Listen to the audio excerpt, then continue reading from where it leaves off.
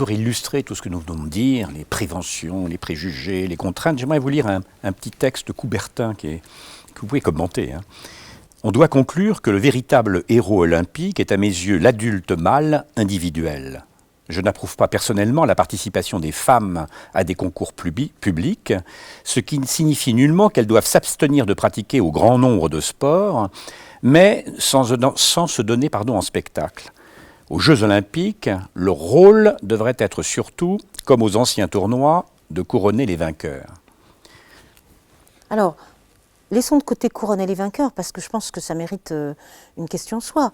Ce qu'il fait là, donc on est à la fin du XIXe siècle, ce qu'il fait là, c'est exprimer ce qui, depuis la Révolution française, est un enjeu, qui est ce que j'appelle moi la démocratie exclusive. Et donc, c'est pas lui, il va faire de la démocratie excluante, c'est-à-dire qu'il va énoncer l'exclusion. Mais ça repose sur le fait que depuis que on serait tous des semblables, que fait-on de la différence des sexes? On ne va pas leur donner la citoyenneté tout de suite, on va même pouvoir prétendre donner le suffrage universel en 1848, mais il n'est que masculin. Donc, par exemple, si on prend le suffrage universel, l'institution politique va mentir et va dire c'est le suffrage universel. Sauf que ce n'est pas pour deux sexes, mais seulement pour la moitié de la population. Lui, il a cette spécificité qui est d'expliciter l'exclusion. Donc, est-ce que c'est parce que c'est le lieu du sport et que donc on peut un peu plus se laisser aller que quand on serait dans l'énoncé républicain classique, où là, on joue entre oui, c'est pour tout le monde, mais enfin pas pour tout de suite. Je vous rappelle quand même qu'à la même époque, on a beau avoir fait l'enseignement obligatoire pour tout le monde, on a beau avoir fait des lycées pour les garçons et pour les filles ne passent pas le même baccalauréat que les garçons. Il faut même attendre 1924, donc 30 ans après ce que dit Coubertin, pour qu'il y ait une égalité de fin d'études, de baccalauréat entre filles et garçons. C'est avant-hier, 1924. Donc, on est dans... Tout le monde fait pareil, mais en fait, dans la réalité, ce n'est pas tout à fait le cas. Lui, il dit, tout le monde ne fera pas pareil. C'est là où il a cet énoncé explicite de l'exclusion. Alors, après, sur couronner les vainqueurs. Oui. Alors, donc ça, c'est le deuxième point. Couronner les vainqueurs.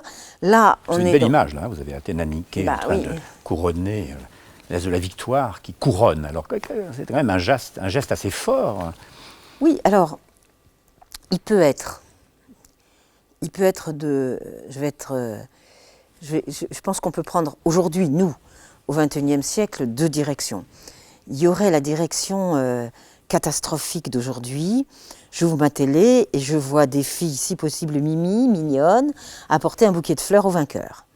Bon, donc là, c'est quand même l'image maintenant télévisuelle qui ne bouge pas beaucoup. Donc c'est pas très grandiose, mais c'est l'avatar de cette affaire.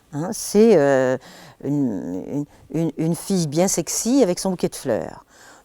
On est dans la caricature. Et puis, si on prend des images effectivement qui remontent le temps, il y a l'Antiquité, mais il y a aussi tout simplement comment se fonde la République.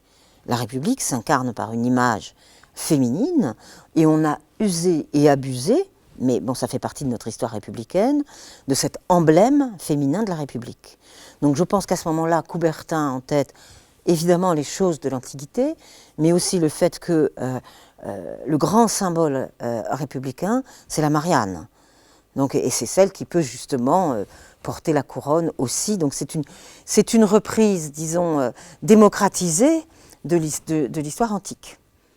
Mais vous m'avez bien entendu, j'ai commencé par parler de la banalisation un peu vulgaire de ce qui en est fait aujourd'hui sur nos petits écrans.